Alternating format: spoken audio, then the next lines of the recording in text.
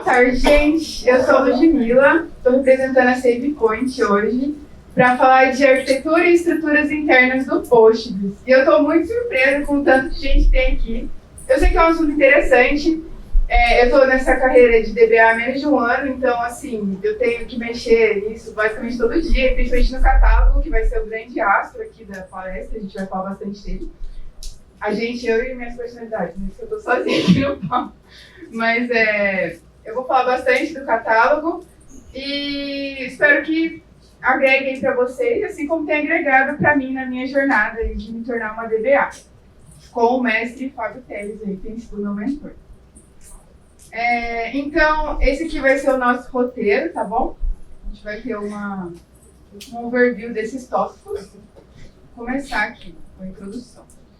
Por que aprender sobre arquitetura e estruturas internas do Postgres? Eu poderia fazer uma palestra inteira só falando do porquê é útil, né, interessante aprender sobre isso. Mas fazendo um resumo, assim, bem resumidão mesmo, diagnóstico avançado de problemas. Deu um chabu, deu um BOzão lá no banco. Como que eu vou resolver? O que está acontecendo? As estruturas internas ajudam a saber sobre objetos físicos, lógicos, globais, locais, ajuda a saber o que tem no catálogo, como o catálogo pode te ajudar. Então, tem muita coisa. O catálogo é como se fosse o X9 do banco. Ele conta tudo, ele entrega tudo que está acontecendo nos mínimos e, às vezes, mais complexos detalhes. Então, ajuda demais a diagnosticar problemas. Auditoria e introspecção de metadados. A parte da auditoria diz principalmente sobre o Information Schema, que é um esquema padronizado, né, no padrão ISO. Então, ele existe, eu vou falar mais sobre ele em detalhes, mas ele existe em outros SGBDs e ajuda muito ali a pessoas que já conhecem ele de outros SGBDs. Então, para fazer auditoria é maravilhoso. Introspecção de metadados, porque a gente tem metadado, né, sobre tudo no catálogo também. Migração e upgrades ajuda a gente a entender as dependências de cada objeto, então como fazer ali um backup, como fazer ali uma restauração, como também mudar de versão. E manutenção eficiente da sua base. Conhecendo ela, você pode lidar com ela. Basicamente é isso. Eu queria falar que se alguém tiver alguma dúvida enquanto eu falo, pode levantar a mão que a gente já conversa para não correr o risco de esquecer, tá bom? Aqui eu vou falar um pouco dos aplicativos cliente do Postgres. Começando ali pelo PSQL, né, o bom e velho PSQL, super conhecido. É um aplicativo ali para a gente gerenciar via linha de comando o nosso banco. Também tem, esses são só alguns, tá? Por isso que eu deixei umas reticências. Também tem o PGDump e PG Restore, serve para fazer ali o backup lógico e a restauração dele, respectivamente. O PG Base Backup é muito importante, faz o backup físico do banco de dados, né, do cluster, na verdade. E CreateDB e DropDB, para criar ali base, né, e dropar a base também. Isso tudo vocês podem ler com ultra detalhes na documentação, tá bom? Então, basicamente, todos os slides vão ter ali o link da documentação. É fácil navegar por ela, a lupa acha tudo, então recomendo bastante olhar lá, quem se interessar a ir mais a fundo. Os aplicativos do lado servidor do Postgres. O próprio Postgres, né, que é o servidor do banco. Tem o initDB, que serve para inicializar ali o cluster. O PGCTL, que serve para gerenciar o seu banco, gerenciar o serviço dele. O PG Upgrade, para fazer upgrade de versão, entre outros. Existem vários outros, tá? É realmente uma lista muito grande, não dá para falar de cada um, senão eu ia gastar a palestra toda nisso também. Sobre processos, a gente tem o Postmaster, que é o processo principal do banco de dados. Também tem os processos back-end, que são dá para ver ali no print, o AllWriter, tem o Archiver, tem o AutoVacuum, cada um gerenciando ali algum pedacinho do banco, tudo acontecendo ao mesmo tempo. E para você, a maneira mais fácil e mais rápida de puxar todos esses processos e ver ali em tempo real é por esse comandinho aí, PSFLX grep Postgres. Falando sobre diretórios e arquivos, eu trouxe um print de um site muito útil, eu já mexi bastante nele, eu recomendo vocês entrarem, que ele fala dos internals do Postgres. E esse print ele é maravilhoso porque ele ilustra bem ali, ficou bem didático mesmo, para entender como que é distribuído os diretórios. Basicamente, as pastas e os arquivos do Postgres vão estar ali no pgdata. Isso é no geral, tá? Tem como personalizar, depende de como a pessoa fez. No Debian as configurações ficam em etc, no Red Hat fica aqui no pgdata. Então, assim, há ressalvas, mas em geral fica aqui dentro. E dentro do pgdata a gente tem dois principais diretórios, o base e o global. Nele, a gente consegue distinguir onde estão os objetos globais, que são acessados por qualquer banco ali, né, na mesma instância, e onde estão os objetos respectivos de cada banco de dados. Esses ficam ali no base. Dentro do base, a gente tem mais diretórios com esses numerozinhos, cada um ali é um banco de dados. Então, arquivos de banco de dados, arquivos locais dentro do base, depois dentro da pasta do seu respectivo banco. Eu vou mostrar mais sobre como achar essas informações também, tá? Arquivos globais dentro do global. Podem ser acessados por qualquer banco de dados. E também tem ali a possibilidade, né, falando mais sobre guardar fora do pgdata, de armazenar em tablespace, né? Principalmente quando vai utilizar ali um outro disco. Então, basicamente é isso. Agora vamos falar dele, o catálogo do sistema.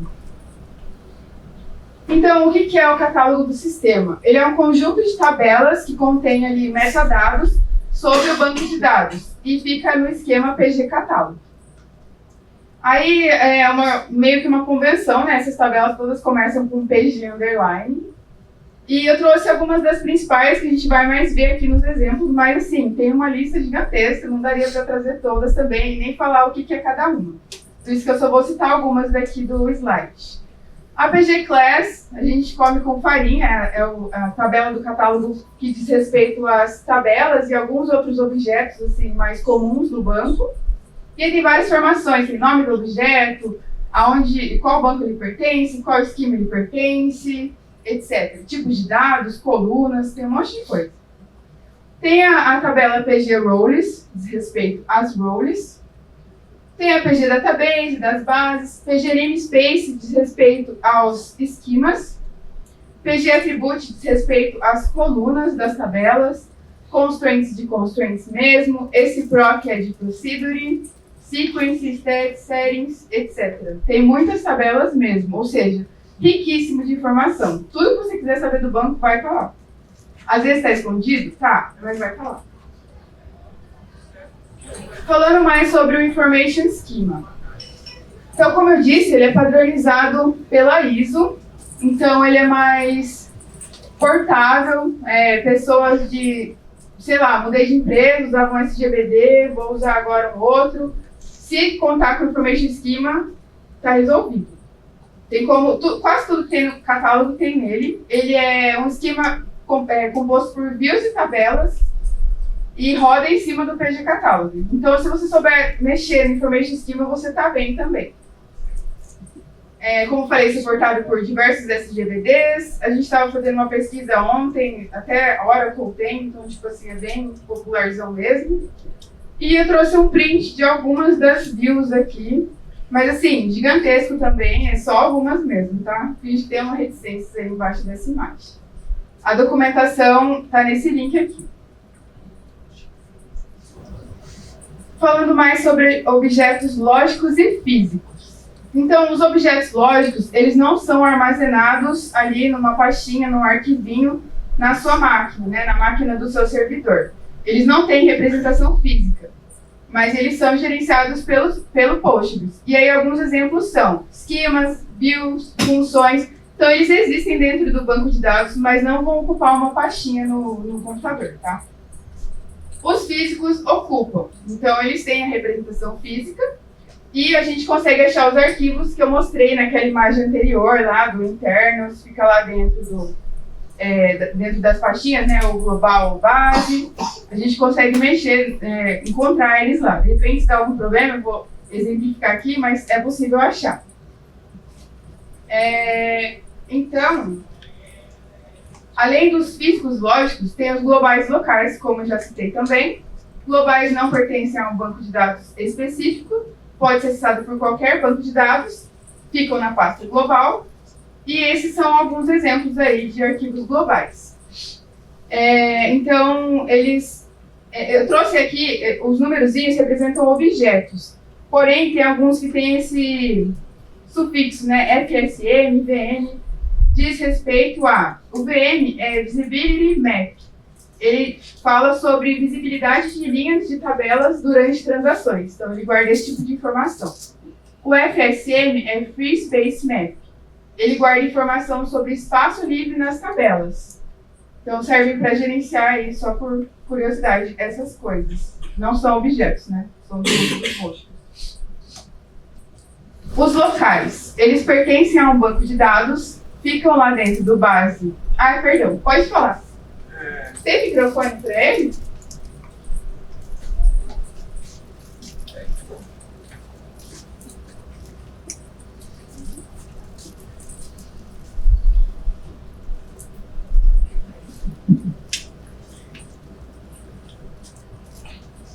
Sobre esse espaço livre na tabela, eu consigo ver quando eu preciso fazer um vácuo nessa tabela, por esse comando?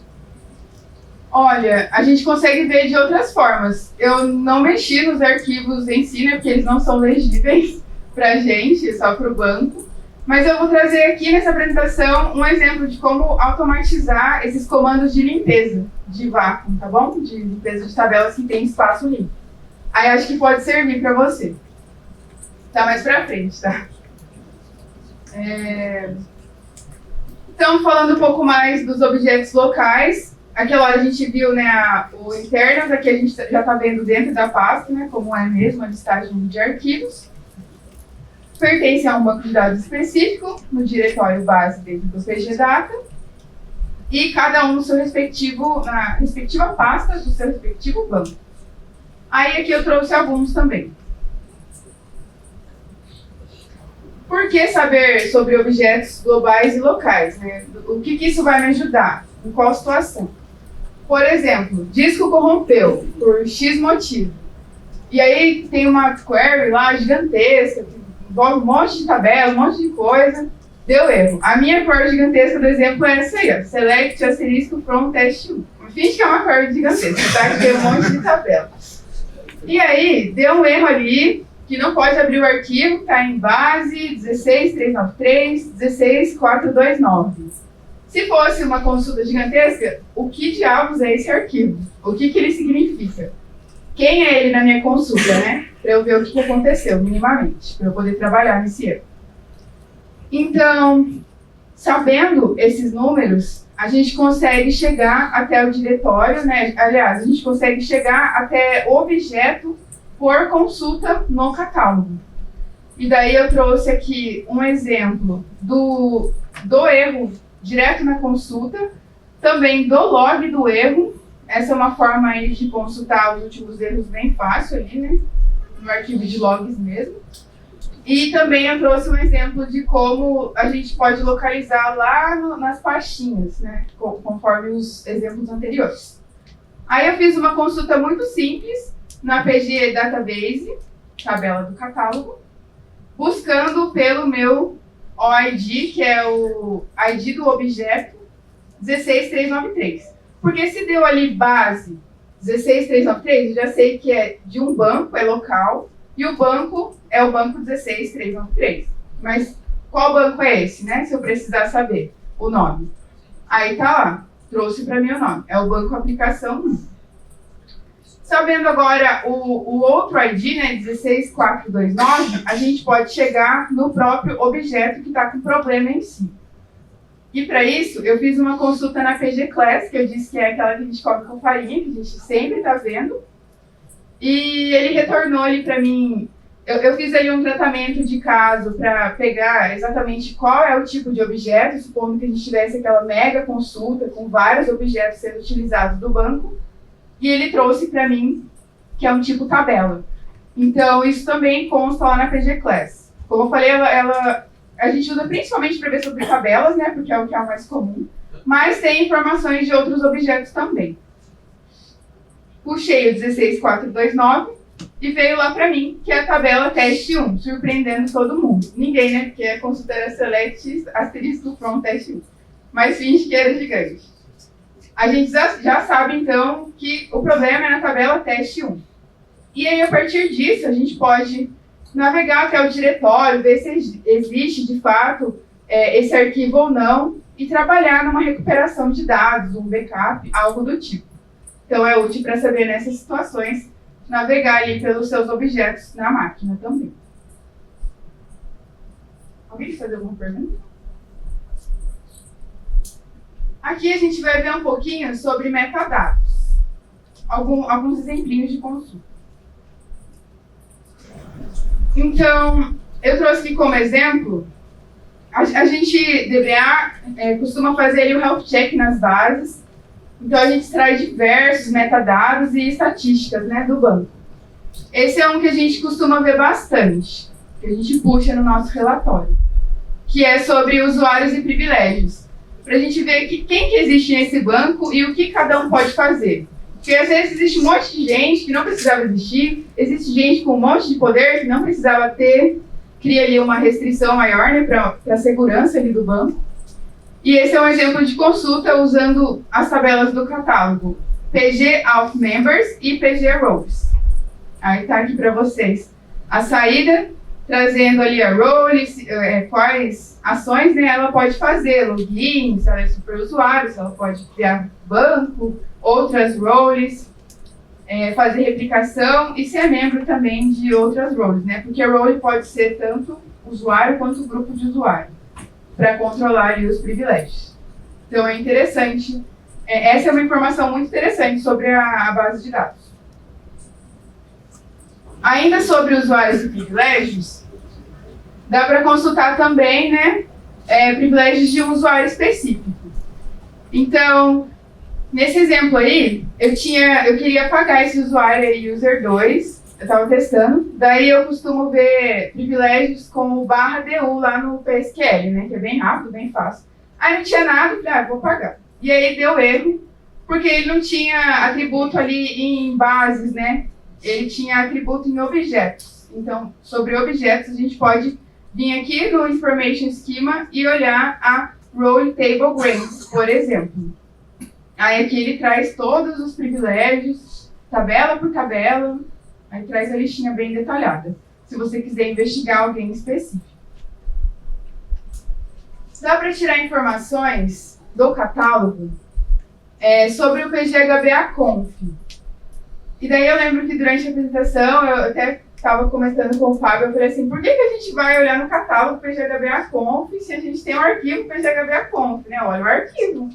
Mas, na verdade, tem cliente que a gente não pode olhar o arquivo, porque a gente entra direto na base. Então, é bem útil saber onde encontrar as informações do PGHBA-Conf sem ter que ter acesso propriamente ao arquivo. E a tabela PGHBA File Rules ajuda a gente aqui. Essa é uma outra visualização que a gente tem no nosso relatório de Health Check, que é de um cliente, isso aqui. E, assim, costuma dar desgosto, né? Esse 0.0.0. Mas é o que a gente vê sempre. Mas aí já indica uma outra coisa muito importante, né? Vamos proteger aí as bases, não vamos abrir o acesso sem restrição para qualquer um, gente. Consciência, por favor. Informação sobre índices também. Dá para consultar índices duplicados. Toda limpeza no banco é bem-vinda, né? Tudo que a gente puder fazer para deixar mais rápido e de forma simples é bem-vindo. Então, uma outra coisa que a gente costuma checar nos clientes é índices duplicados. E aí dá para fazer isso com as tabelas PG-Index, PG-Class, PG-AM e PG-Namespace também, conforme essa query do exemplo aí. Aí eu tinha criado só um índice, por isso que retornou 1, mas geralmente nos clientes traz uma lista gigantesca, daí a gente olha índice por índice e já dá um impacto ali também, porque tem bastante duplicação, viu? É muito comum. Informação sobre table spaces também. Na verdade, informação sobre tudo, né? Eu só trouxe alguns poucos exemplos. Mas sobre tablespaces, o que a gente costuma ver nos nossos relatórios? A gente quer saber quais tablespaces existem, os donos delas, o que elas guardam, né? Número de tabelas, nome de tabelas, como eu trouxe aqui. E também o catálogo fala isso pra gente, assim como ele fala tudo, né? Falei pra vocês, ele é o X9, ele conta tudo que está acontecendo no banco. Aqui a gente está usando a tabela PG Index, PG Class, eu já falei, né? Enfim, tá aí o exemplo. E eu posso ver que no tablespace, My Old Tablespace, eu tenho as tabelas, tabela 1 a tabela 5, que eu criei de exemplo para uma próxima dinâmica aqui que eu vou mostrar para vocês. Automatização de tarefas. Esse aqui vai ser mais prático. Eu vou mostrar para vocês fazendo algumas coisas aqui que dá para automatizar com o catálogo. Mas antes de partir para a prática, eu trouxe um exemplo só com print, porque também foi um exemplo que eu usei de cliente, mas que eu anonimizei, porque daria muito trabalho simular isso. Mas esse aqui é o exemplo daquele script para limpeza de tabelas que o amigo ali perguntou, com mais de 20% de espaço inutilizado. Daí pode-se mudar a regra, né, conforme a necessidade. Mas isso é uma coisa muito boa e muito prática para rodar numa base. Assim, eu preciso deixar mais rápido. Isso aqui impacta. Eu vou mostrar para vocês, então, um pouco de prática agora. Depois eu vou disponibilizar os slides também, daí quem quiser pegar as consultinhas que tem prontas, vai poder pegar, tá bom?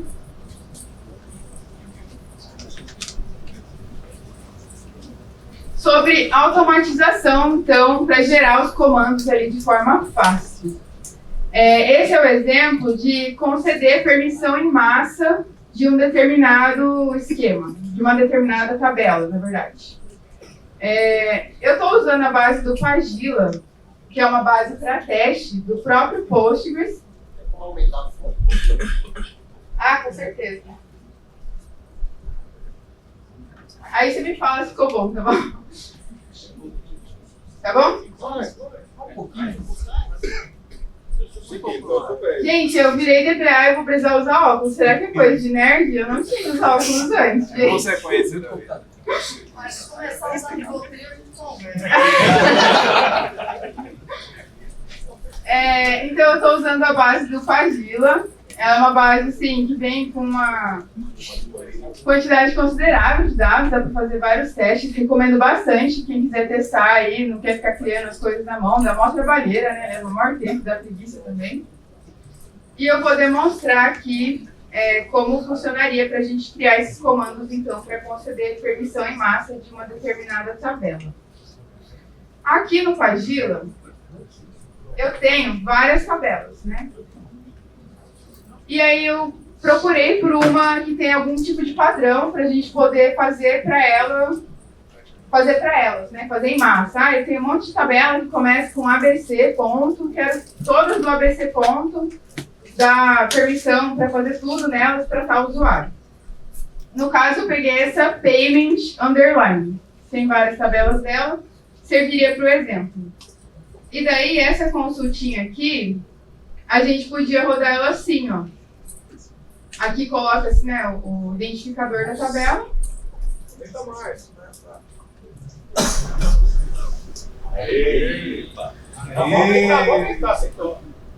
Tá, deixa eu quebrar aqui, peraí, então, pra não ficar. Bom? Então a gente poderia rodar ela e teria esse resultado aqui, ó. Pronto. Vários comandos aí, mó preguiça de escrever tudo isso, né, gente? Fácil, rápido, copiou, colou, resolveu o problema. Esse é um exemplo de como seria para automatizar isso.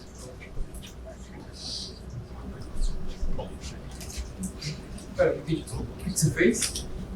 Eu rodei um script para poder gerar comandos que concedem permissões em uma tabela ou em várias tabelas que sigam algum padrão aí de nomenclatura.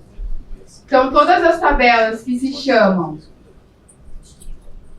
que começam com payment underline, porque eu vi que tem várias que já veio na base. Eu peguei, coloquei aqui na minha no meu script esse padrão de nome e rodei ele aqui na base.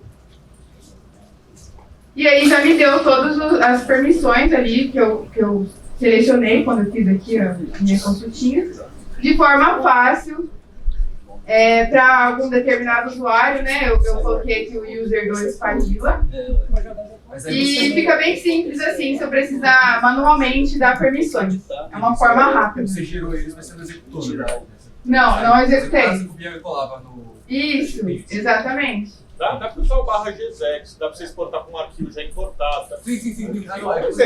Você executou? Como que fez isso no executor? Você botou o comando pra gerar comando. Eu já entendi. Não tinha entendido. A gente pode executar aqui, ó. Não, eu acredito. Que bom, obrigada. Eu confio em você.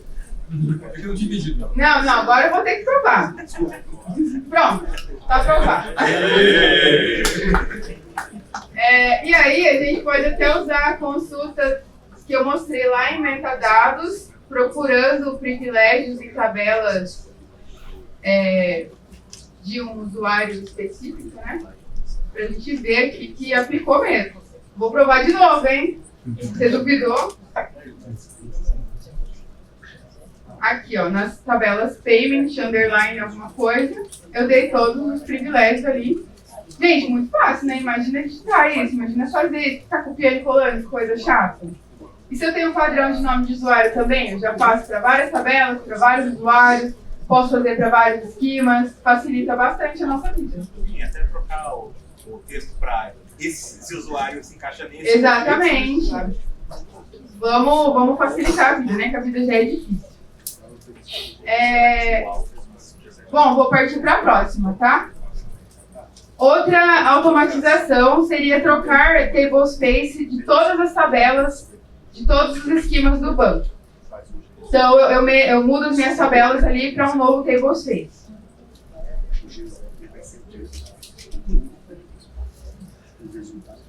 Aqui eu fiz os tablespaces de exemplo, né? Eu coloquei esses nomes toscos. Mas eu tenho as minhas tabelas que nem a gente viu aquela hora. Cadê, gente? Aqui. Que nem a gente viu aqui, que eu tenho do tabela 1 ao tabela 5, eu tenho no My Old Tablespace. E agora eu quero mudar para o My Tablespace. My Old Tablespace morreu. A gente vai trocar.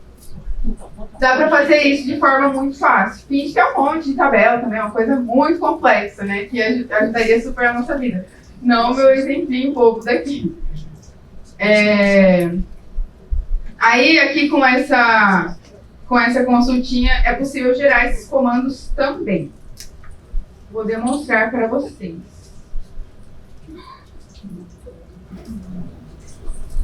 Mostra os dois tablespaces. Posso mostrar. Aqui, ó, meus dois tablespaces, tá? O My Old, que eu falei, que está guardando ali as minhas tabelas, da tabela 1 à tabela 5, e o My Tablespace, que é o novo. Agora eu vou colar aqui para vocês verem. Pronto. Mudou não. Gerou o comando para mudar os tablespaces. Daí a gente pode executar também para o nosso amigo que gosta de provas. Vamos executar. Estou colocando tudo nas costas dele. Meu amigo descrente. Pronto. Agora você crê? E aí a gente pode mostrar também. Não é possível crer. A gente pode mostrar também agora aquela consulta de metadados de tablespace, mostrando que migrou de fato as nossas tabelas para o novo tablespace. Vou mostrar aqui. Pronto. Fácil, rápido, prático, sem sofrimento. Imagina se para tudo a gente tivesse ali salvo, né, essas automatizações, seria muito mais fácil na nossa vida. Admirar. Você, nesse seu script aí para gerar essa mudança de tablespace, você poderia validar também se a tabela existe já no novo tablespace ou não. Pode. Nossa, dá para fazer um monte de coisa. Aqui foram exemplos super básicos para não complicar muito também de explicar aqui para poder demonstrar diferentes casos, mas dá para acrescentar uma infinidade de condições, dá para usar as diversas tabelas e muitas do PG Catalog, tá? Então tem muita coisa mesmo, dá para fazer muita coisa. É assim, uma infinidade de poder saber mexer no PG Catalog. Vou passar para o próximo, tá? Que é o último também. Então, aqui eu tenho... Deixa eu quebrar aqui. Aqui eu tenho a minha consultinha para gerar comandos para atualizar tipos de colunas usadas em foreign keys. Aí, qual a historinha que eu pensei, né? Porque tudo eu monto uma historinha para fazer mais sentido aí na minha cabeça. Talvez funcione assim. O Pagila é uma base que ela simula ali uma locadora, né? Acredito eu, pelo que eu li aqui das tabelas. E aí vamos fingir que a locadora do Pagila estourou. Pandemia, tá todo mundo vendo filme em casa. Ninguém quer sair mais, só ver filme. E estourou tanto que a minha tabela Customer, ela tinha ali um determinado espaço para armazenar IDs de clientes. Estourou. Deu mais, acho que int guarda, sei lá, 2 bilhões de cacetadas. Estourou total, vai ultrapassar, a gente precisa fazer alguma coisa. O que a gente pode fazer? Trocar para Big Int. Então esse seria um exemplo do porquê fazer isso, né? E essa tabela, obviamente, é referenciada em outras tabelas ali, como o foreign key, o ID dela. E a gente pode resolver isso com o nosso scriptzinho de automatização. Esse aqui. Aí eu já deixei ela aqui, tá bom? Ela tá no esquema public mesmo, que é o padrão. Já deixei o nome da minha coluninha aqui também. O nome do meu tipo de dado. Aqui, Big. Deixa eu ver se eu tenho uma consulta. Eu acho que aqui eu mostro o tipo de dado da tabela. Deixa eu confirmar. Aqui ó, tipo de dado da tabela, então, de todas as colunas da tabela, também usando o PG Catalog, mostrando ali o Customer ID como int. Int 4 é o int normal, né? O int 2 é o small int. Small int. E a gente vai mudar agora, então, aliás, a gente vai tirar os comandos para mudar isso com a automatização.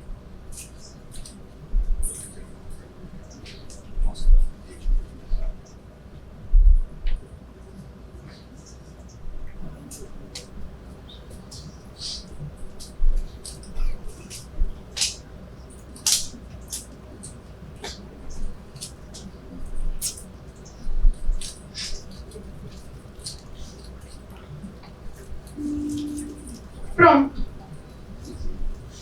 Ó, esse comando já ficou maior, né? Já ia dar mais trabalho. Então tá aí.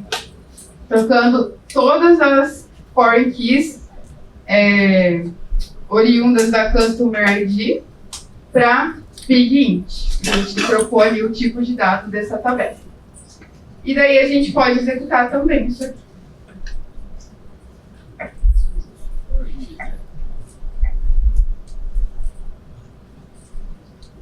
Ih, deu ruim, gente. Uma decorrência.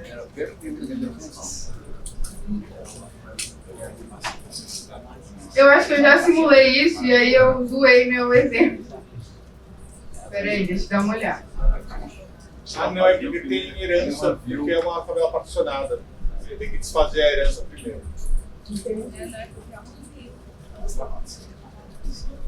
Não, mas eu cheguei a simular isso. Não sei. Não lembro. Quando é tabela particionada, tem umas melecas no meio. Você não muda a tabela particionada assim numa... Sempre tem umas melecas, mas o catálogo tá aí, ele vai te ajudar. Sempre tem uma tabela particionada, se for uma tabela normal, acho que eles... Entendi. Vamos ver como a última não era ficou. particionada. A última não era particionada, era public handle, tá vendo? A handle que era uma tabela normal foi. Entendi. Tá certo. Mas enfim, então falhou. Desculpa, moço, que quer que eu prove. Decepcionei, mas foi um só, tá? 4 exemplos, 3 funcionou. Passou de ano. Tá bom, então passou isso que importa. Aqui, ó, finge que acabou aqui, tá bom? A demonstração. Gerou o comando, vai dar tudo certo, confia, não tem tabela particionada. E é isso, gente. Então, assim, foi uma pequena prova de como o catálogo pode impactar tanto em investigação, em uso, em sabedoria da base, em automatização, em relatório. Impacta em um monte de coisa mesmo. E eu queria saber se vocês têm dúvidas. Peguem leve comigo, tá bom? Posso dar o update do catálogo? Posso dar o update no catálogo? Então, eu responderia que não. Mas existem casos e casos. Eu nunca vi um caso onde precisa, nesses meus longos, nem um ano de carreira, tá bom? Eu sou um bebê na área, então eu não vi ainda. Mas eu sei que dá ruim mexer assim, desregrado. Aí, se o Fábio quer me complementar, quer o microfone? Olha, duas coisas. Para você alterar algumas coisas, você precisa mudar um parâmetro do banco para poder mudar. E 2, tem certeza que você quer fazer isso? Faça com Tem um consciência. bom motivo. Tem todo o vocabulário para você alterar os dados, os comandos SQL, DDL. Todo comando que altera o catálogo é um comando geralmente de DDL, certo? Se você quer alterar alguma coisa, você deveria usar o comando de DDL para isso. A não ser que tenha dado uma meleca muito grande, que tenha corrompido. Aí tem algumas situações muito específicas em que você pode fazer isso. Tirando essas situações onde deu muita meleca, e aí você tem que ter muito conhecimento e muita segurança do que você está fazendo, você não deveria fazer isso. Pronto, satisfeito?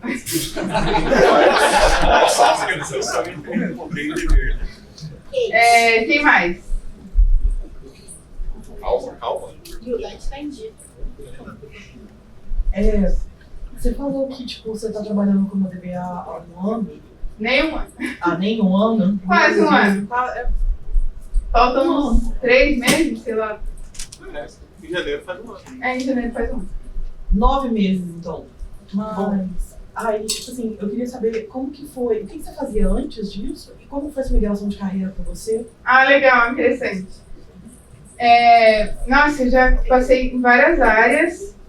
Eu sei que pode um pouco ser, mas eu falei, vou responder rapidinho, então, para quem não estiver interessado. Mas eu já fui analista de negócios, eu mexia com bastante números. Depois eu quis me aproximar ali da área da tecnologia. Aí eu comecei a fazer FATEC, banco de dados, especificamente. E eu consegui o meu primeiro emprego na área como desenvolvedora mesmo, mas fiquei 3 meses só, daí o Fábio já me recrutou ali. Então, a mudança foi difícil em termos de conseguir a primeira experiência sem que fosse um estágio, porque eu já trabalhava há um tempo, não podia trocar para um estágio. Não cabia na minha vida, né, o tanto que eu ganharia num estágio. Não daria para me sustentar. E aí eu mudei, eu consegui a primeira oportunidade, daí da primeira para virar DBA foi simples. Eu já vi algumas coisas na faculdade, mas na faculdade tem mais programação, então assim, o Fábio ele me deu a oportunidade de aprender do zero mesmo, por isso que foi uma jornada mais tranquila.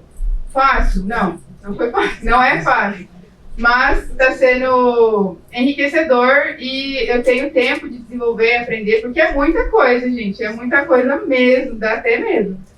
É um mar de coisas. E aí eu tô aprendendo, por isso que eu sempre ressalto, né? Ainda tô no comecinho, tem muito chão pela frente ainda. Mas foi assim. Se você quiser acompanhar, você vai no site da SavePoint, ela publica um artigo por semana sobre as coisas que ela está estudando. Sim. Então tem um manual de DBA que ela está publicando um artigo por semana lá, e é ela que escreve 99% do que está lá no blog que está sendo publicado, é ela que está escrevendo. E eu tento usar aí uma linguagem mais fácil, tento tornar mais simples a leitura do que a documentação. A documentação é maravilhosa, tá? Não tô querendo falar mal dela, só que às vezes é difícil entender. Eu tive as minhas dificuldades. Então lá no site da SavePoint, nos meus artigos eu tento ser mais didática. Aí aqui tá o link e esse QR Code está funcionando. Também tem o link do site, quem quiser entrar aí, tá bem fácil. Oi. Alô? Oi. Oi. Olá. Uma pergunta. Você falou bastante do Information Schema, né? Existe alguma maneira de eu versionar ele para poder voltar se eu fizer alguma cagada? Então, ter versões de temporalidade do Information Schema? Por exemplo, eu quero voltar ao estado que eu estava ontem. Um drop nervoso. O Information Schema não é de backup, ele não faz dump nem nada, não. Ele guarda basicamente o mesmo que o catálogo. Então eu não vejo para que restaurar a versão dele. Se você precisar restaurar a versão do banco, seria backup. Por exemplo, eu quero saber quais são as colunas que eu adicionei nos últimos 3 meses na tabela X. Você vai conseguir fazer isso dando um grep no log. Ou criando um gatilho de DDL, onde você guarda essas informações numa tabela. Dá para você fazer um gatilho que guarda essas informações. Olha, eu não sei se tem alguma extensão que já faça isso automaticamente, mas criar um gatilho para isso é fácil de fazer. Esses ORM tudo migrante, né, cara? Então, a maioria desses cara esquema migrate resolveria a questão, não resolveria? Dele aí? Se tivesse uma migrate, tipo...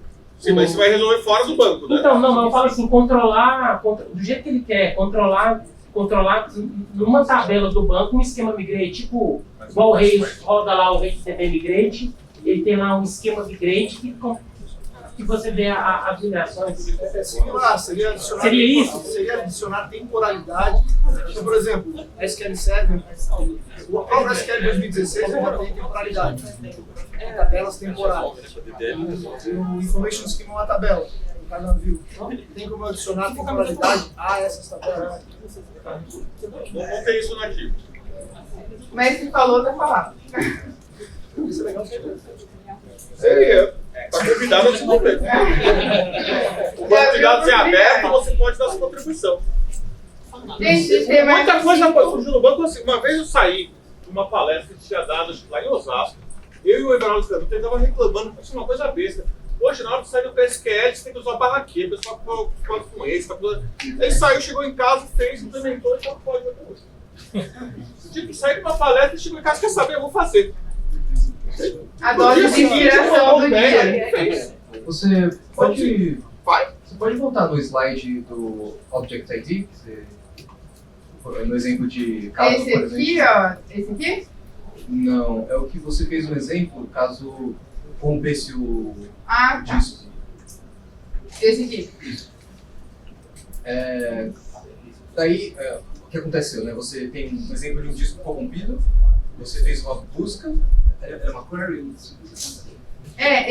A primeiro filetinho aí de imagem representaria a minha query, que deu ruim e soltou algum erro ali. Daí você tem um número que é pronto. Você tem um número que é o Object ID do banco. Do banco, e com ele você consegue encontrar, digamos, o arquivo onde está com um problema, né? Que o arquivo onde está com problema vai estar dentro do banco. Aí o do banco aqui eu usei só para ver o nome do banco mesmo. Uhum. E depois eu usei, sabendo qual banco eu posso ir lá dentro do banco e checar qual é o objeto pelo último OID, né? Certo. Pelo 1642 Nesse cenário, tem alguma coisa que... Porque um disco corrompido, sei lá, era para ter um número lá e não tá funcionando, assim, eu não tô conseguindo mais ler. Tem alguma coisa que pode ser feita com essas informações? Beleza, você sabe onde está o erro, né? Mas com o disco, você não sabe mais o que deveria estar lá, né? Ou tem alguma coisa que dá pra fazer aí? Acho muito legal esse jeito que você consegue ver o arquivo lá mesmo, né? Achei bem maneiro. Eu falei, caraca, o que dá pra fazer então? Aqui eu trouxe assim para exemplificar como encontrar, né, onde está o problema. E aí vai depender da situação. Tá. Eu simulei esse erro trocando o nome da pastinha, então, tipo, super básico. Legal. Mas aí poderia ser aí eu voltei o nome certo da pastinha, daí voltou a funcionar, só que sem os meus dados. Aí poderia ser feito diversas coisas, sabendo qual é o objeto prejudicado. Um backup, algo do tipo. Aí vai depender, assim, da situação mesmo. Teria que ver como se trabalhar. fosse um índice, você poderia fazer um reindex. se fosse uma tabela e os dados não fossem importantes, você só quer que pare de ter erro, você pode fazer um truncate. Se você tem o backup ou o dump, você pode recriar, pode dar um truncate e importar o dado de um dump. Entendi. Se você tem o backup físico, você pode restaurar o arquivo e enrolar archive. Então tem N formas de você lidar com isso, Ou fazer dependendo da situação. se tiver o PG Backrest, você usa aquele som menos delta, ele preserva todo mundo e pega do S3 ou de onde, sei lá, que você Aí guardou depende o backup. da forma como você está fazendo o backup. É, você vai... aí ele pega lidar só com isso daí, O entendeu? problema é do que eu tenho para resolver o problema. Justo, legal. Basicamente, recuperar seu dado aí do jeito que você vem entender. Só complementando o que o rapaz falou da Temporal Tables, já tem extensão já que faz isso. O SQL Server, que faz o System Invasion Table, busca já tem extensão pronta já. Qual que é? Temporal Tables, o nome Temporal desse. Tables. Já tem extensão já. É isso então, gente. Obrigada pela atenção.